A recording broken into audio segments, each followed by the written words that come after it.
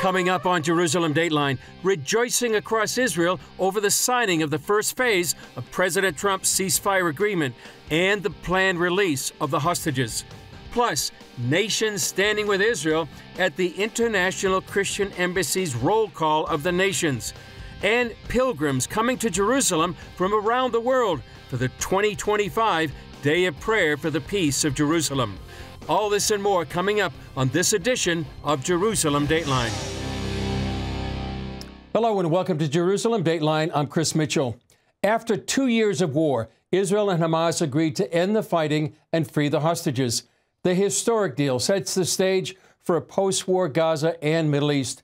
Now the families of all the hostages wait for their loved ones after more than 700 days in Hamas captivity. Here's the latest on this unfolding story.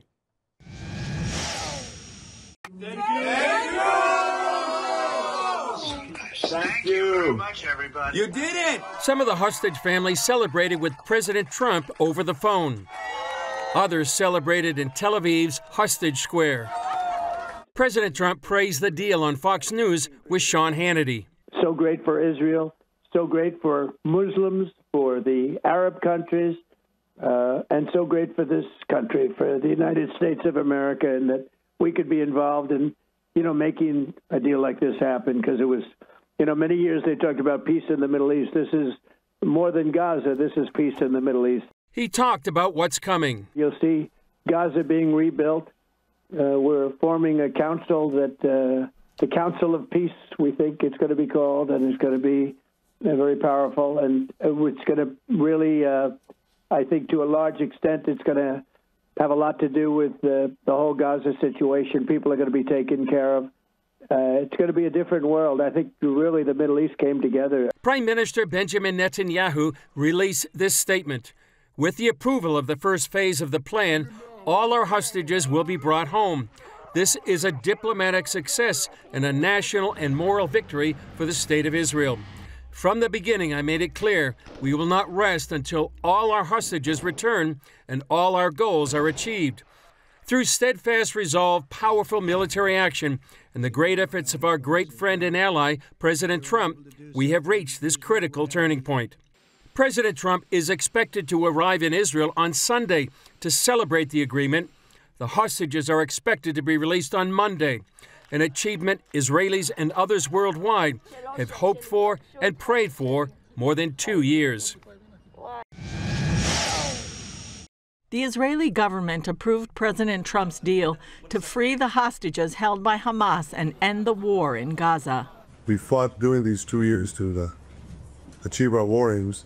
And the central one of these war aims is to return the hostages, all of the hostages, the living and the dead.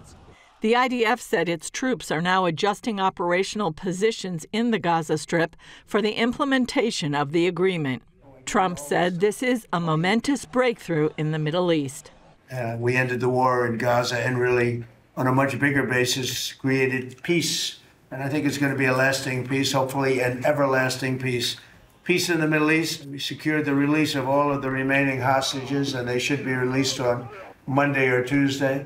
Trump is due to visit Israel and the Middle East briefly next week, and he has been invited to address the Knesset, Israel's parliament. Many Israelis are rejoicing over the promised return of the 48 hostages, 20 of whom are believed to still be alive, held for more than 2 years now. In exchange, Israel is releasing nearly 2,000 prisoners, 250 of them serving life sentences. Some cabinet ministers voted against the plan. Ben-Gvir said that while our hearts are filled with joy, happiness, and excitement over the return of the hostages, it's impossible to ignore the price Israel is paying by releasing terrorists and murderers from prison. He asked Witkoff and Kushner, "Would you make peace with Hitler? Hamas is Hitler. They want to kill us." David Badin of the Center for Near East Policy Research says, according to Arabic language media, Hamas has not agreed to a ceasefire, only a hudna, a temporary cessation of hostilities in order to regroup. Hamas official Khalil al-Hayya says Hamas will continue its work until Palestinian aspirations are fulfilled. We will continue to work with national and Islamic forces to complete the remaining steps, working to achieve the interests of our Palestinian people, enabling them to determine their own destiny and fulfill their rights. This will continue until the establishment of an independent state with Jerusalem as its capital. The U.S. is sending up to 200 troops to monitor and oversee the ceasefire deal. Other peacekeepers will likely include Egyptian, Qatari, Turkish, and Emirati forces. Julie Stahl, CBN News, Jerusalem. To talk more about this hostage deal that's unfolding story is Julie Stahl, our senior Middle East correspondent. Julie, first of all, what's your reaction to the hostage deal? Well, on the surface, it sounds great. Like, we're getting the hostages back, peace in the Middle East. Wow, how great is that? On the other hand, I think there's this dynamic that people don't always understand, that the Western Judeo-Christian mindset is not the same as the Islamic mindset. And just like what we said in the story, the idea of, oh, it's a hudna, not a temporary ceasefire so they can rearm and get themselves ready and battle again. And I think there's that underlying element that we're not really sure what's exactly going on. That the war's not over completely, that it's just a pause, a temporary pause. And that's an Islamic ideology that goes back to the beginning of Islam, to the Prophet Muhammad, where hudna was just a temporary pause till you gain strength and you can continue the war. Exactly. And, that doesn't sound so good. Yeah. I think, most Israelis are extremely excited and thankful that the hostages will come back. The countdown has started by noon Monday in Israel, which is, I don't know, at 5 a.m. Monday, East Coast time. All hostages should be back alive, and those who are not alive. That sounds amazing. There were some of the parents and some of the relatives of those who've been killed by the terrorists that are being freed in exchange for the hostages that weren't so happy about it. Yeah. But because we have 1,950 prisoners being released, 250 of those that have blood on their hands, basically. They were murderers. And so those families are upset about the deal. Obviously. Yeah, they are, yeah. Yeah, and I just adding, historically, those prisoners, when released, go back to commit terror attacks. So what about the families in the future that may be victims of those prisoners? That's exactly the point. If they were going to go and they were going to now have nice, peaceful, quiet lives, that'd be one thing, but they probably won't. So it's something else. You follow the Israeli media closely, and Israeli reaction. Would you say in one sense that Israelis can breathe again after literally 2 years? Definitely. They're definitely more relaxed. I think they're excited about this. They really believe it's going to go through, although we've had many provinces in the past. But, I think there's a genuine expectation that this time it's really going to happen. And they're very thankful to Trump. They're very much leaning on Trump.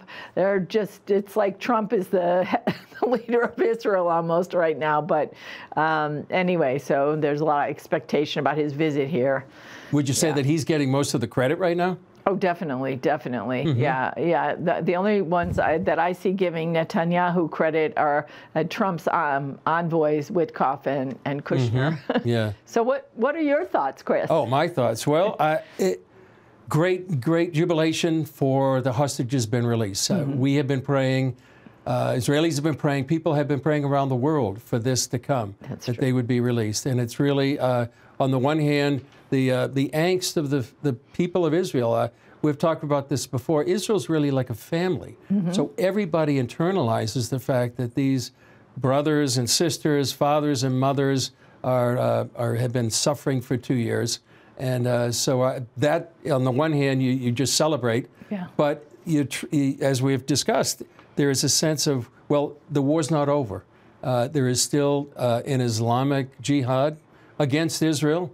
The little Satan, there's one against the United States, the big Satan. Yeah. So it's a mixed feeling. And, and certainly, as you say, President Trump's getting the lion's share of the credit. On the Jerusalem Post this morning, they had a profile of President Trump with all the hostages, pictures, and him. So yeah.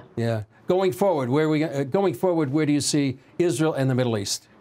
Well, I mean, you can say what you hope for and what you expect. I mean, I think, you know, President Trump's vision is to really, you know, see everything blossom and more people join the Abraham Accords and trade and rebuilding Gaza into something beautiful. Whether or not that actually happens, we'll see, you know. Yeah. I mean, Gaza's full of lots of clans. So it's possible that there are a lot of Gazans there that are not in favor of Hamas, at least not anymore, and might be more willing to kind of jump in. And I know prophetically some people are seeing this as a possible pause in war and a possible period of peace looking towards maybe Ezekiel 38 and 39. Yeah. We can talk more about that in future, but thanks, Julie, for bringing your perspective. Thank you. Our next guest was in our studio on October 7th, reporting with us about the massacres at the Nova Music Festival and on the Gaza border. 2 years later, with the hostages about to come home, Bishop Robert Stearns was in our studio again, sharing what he saw on the streets of Jerusalem. Here's an excerpt from our CBN live broadcast, which you can watch in its entirety on YouTube. Listen, Chris. The atmosphere in Jerusalem is, as you say, jubilation. We just came from Amillah, the outdoor area. People are rejoicing. Car horns are blaring, not because of traffic, but because of joy. Yeah. People are at the wall, at the Western Wall, praying. Yesterday, there was kind of a sense of people like holding their breath. Yeah. Could this be true? That was the atmosphere yesterday. It was hopeful, but still not sure. And today, it's really crossed over. We pray not prematurely. Yeah. We pray that this all holds. We understand that it's tenuous. We understand that it's complicated. But there is a strong sense that we are in a historic shift, certainly an end to this war, and potentially a massive shift to the Middle East. Potentially, I mean, President Trump is kind of trumpeting that, no pun intended, where there would be not only peace in Gaza, but peace throughout the Middle East. Are you sensing that as well? We've seen since the first Trump administration, when the embassy finally was moved to Jerusalem, we have seen a softening in many moderate Arab states. We've seen the Abraham Accords that were absolutely historic. Every foreign policy expert said that it couldn't be done, and the Trump administration came in and did it. And you know, I just flew here a week or two ago from Indonesia, and my first time in Indonesia, I think it's the largest population of Muslims in the world. And even in Indonesia, they are scared of a radicalized Islam.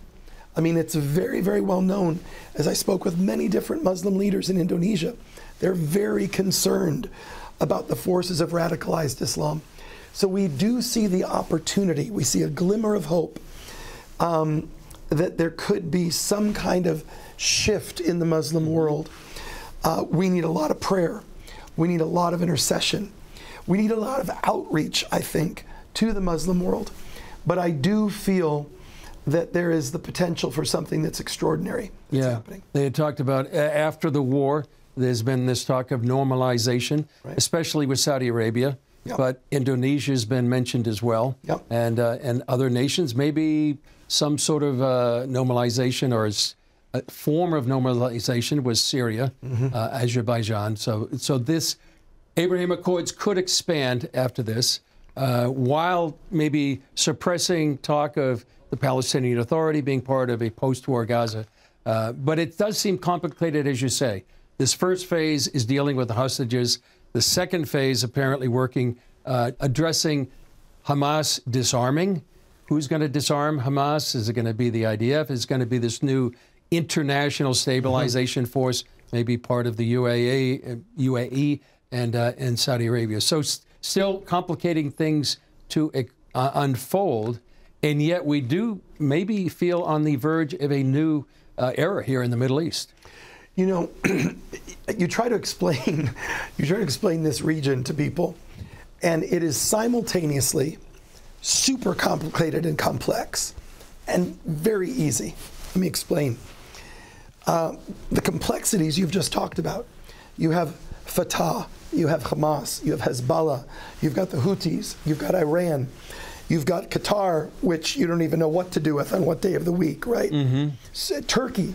I mean, a lot of complex situations here. On the flip side, making it simple, you have one culture that is a culture of life and another culture that's a culture of death. Radical Islam is a death cult. It has enshrined and brainwashed its children into this concept of jihad, which is tragic. It's child abuse. And the United Nations has been far too complicit and silent for too long in not dealing with the education system in the Palestinian areas, etc. Whereas I tell people the greatest defense of the state of Israel is the simple spirit of the Jewish people, the spirit of the Israeli people, Israeli Arabs. You hear constantly this refrain: all we want is to live in peace with our neighbors. You do not hear in this culture calls for militancy. You don't hear calls for death to Arabs. You don't hear calls for, nobody's here trying to invade Egypt or take over Jordan. They're just saying, can we live in peace with our neighbors? So that's how simple it is. And yet you're absolutely right. There's a complexity to this. Despite the security situation and growing anti-Semitism and anti-Israel sentiments all around, Christians from around the world came up to Jerusalem this week to celebrate the biblical Feast of Tabernacles and stand with the Jewish state. CBN News Middle East correspondent Julie Stahl has that story. More than 1,400 Christians from 71 nations are here in Jerusalem for the Internat'l Christian Embassy Jerusalem Feast of Tabernacles celebration. Israeli President Isaac Herzog welcomed the crowd and called them a living testament to the words of the prophets. And I quote, "And it shall come to pass that everyone that is left of all the nations shall go up to worship the King and to keep the Feast of Tabernacles." Each country represented at the feast came forward with its flag in the roll call of the nations. The U.S. has the largest delegation, but other countries whose governments have been standing against Israel also came. The Norwegian government, as it is today, is very hostile to Israel, and we're very sorry that that's the situation. Israel will be just fine. I'm more worried about Norway. We need to get our values in order and understand why it's important to stand by Israel. Bjarte Estebo is a journalist from Norway. Despite Norway's stand on Israel, it's one of the largest delegations at the feast with more than 100 people. He says the pro-Israel community in his country is passionate and understands its obligation to the Bible. As a journalist, he says truth is on Israel's side. I think the best weapon we have is the truth. I think the truth is also a spiritual weapon. That's why it's in the armor of God. Your belt is the truth. Joanne Lakuta comes from a town near Manchester, UK, where a synagogue was recently attacked on Yom Kippur. Despite the huge pro-Palestinian marches in London, there are many people in the UK who love Israel. She says Christians need to read the Bible to understand God's plan for the Jewish people. And to see how God called Abraham, Isaac, and Jacob, how he reiterated his promises to Israel all through the Old Testament, all through the prophets, how he reiterated time and time again that Israel, the Jewish people, were his people, his chosen ones, how he had a purpose for them, how he was going to bring them back to the land after they'd been scattered. Former ICEJ Director Malcolm Heading received the Nehemiah Award for standing with Israel.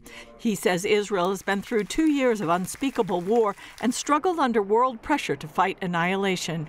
Nevertheless, we have to admit that the miracles that have happened here on behalf of Israel, for her defense and for her survival, in the teeth of overwhelming aggression, are nothing but miraculous. So I see the hand of the God of Israel in the restoration of this people. Julie Stahl, CBN News, Jerusalem. Israelis are strong, but years of a multi-front war would take a toll on any population. Our partners make it possible for CBN Israel to be on the ground every day, helping those in need with meals, housing, bomb shelters, medical emergencies, trauma therapy, and more. I received a financial grant. Thanks to you, CBN Israel helped Valeria obtain the urgent financial assistance she needed and her sons to receive essential trauma care. I really want to express my sincere gratitude to the people who didn't know us but made it possible for me to pay off my debts. You gave us material relief and a big moral support. You gave us a quick answer and helped generously, and it really played a big role in my family. These good deeds show me that there is good in the world. If you want to be a part of this, go to cbnisrael.org. Thanks. For the past 21 years, Eagles Wings Ministry, led by Bishop Robert Stearns, has celebrated the first Sunday in October as the Day of Prayer for the Peace of Jerusalem. CBN News was there on the first event and again on the 21st. I have to honestly say, there is a sense of divine convergence, divine timing, divine impact on this day of prayer that I don't think I've felt perhaps since the first one. I remember the first day of prayer when Pat Robertson and I walked out on the platform, and that was a moment where you knew God was writing history. Today felt similar. There's something happening in the earth, in the heavens, that is of biblical proportion. And we are just blessed to follow the cloud of God's leading and to see that the nations are coming up to Jerusalem. Jerusalem's Mayor Moshe Leon came to address the Christians from dozens of nations. First of all, I'm very happy to welcome all the people that came here from abroad. And it's a good day for Jerusalem, especially in these days that we need the people that are supporting Israel and especially Jerusalem. And it's a very happy day for me. Why important to be praying for the peace of Jerusalem? Because I think that if there is a peace in Jerusalem, there is peace in the world. It's a very important issue to do, and I think that there is a peace in Jerusalem now, and this what we have to keep every day, and especially when I'm the mayor of Jerusalem, this is my role, to bring all the people that are living in Jerusalem, Jewish people, Christians, and Muslims, to cause the fact that they are living together side by side. Well, first of all, it's such a privilege to have here on the Feast of Tabernacles the traditional pilgrimage that Christians make to Jerusalem, not just to show their support for us in the middle of a horrible war, multiple wars at this point. And so for us, it's very important morally to feel that support, but also to be here praying for the peace of Jerusalem, because the Christian evangelical community understand one major truth, that if you bring peace to Jerusalem, you brought peace to the entire world. Bishop Stearns announced a new initiative called Solidarity Sunday. The first Sunday of every October, daytopray.com, we pray for the peace of Jerusalem. Where it's going is now solidaritysunday.com, the last Sunday of January, where we welcome the Jewish people into local churches, into our churches, and tell them, you can feel safe in our house, and we want you to feel safe in this city. You are not alone. Ruth said to Naomi, wherever you go, I will go. Wherever you lodge, I will lodge. Your people are my people. Your God is my God. There is a Gentile church, a Ruth church, saying to the people of Israel those exact words. Well, that's all for this edition of Jerusalem Dateline. Thanks for joining us. Remember, you can follow us on social media, and you can also access CBN content through our CBN News and other CBN apps. And don't forget to sign up for our email blasts so you can continue to receive all of our updates. And please keep praying for the peace of Jerusalem and for this critical moment in the history of Israel. And we hope this will be the last time we ask for prayer that the hostages would come home safely and soon. I'm Chris Mitchell. For all of us here at the Jerusalem Bureau, we'll see you next time on Jerusalem Dateline.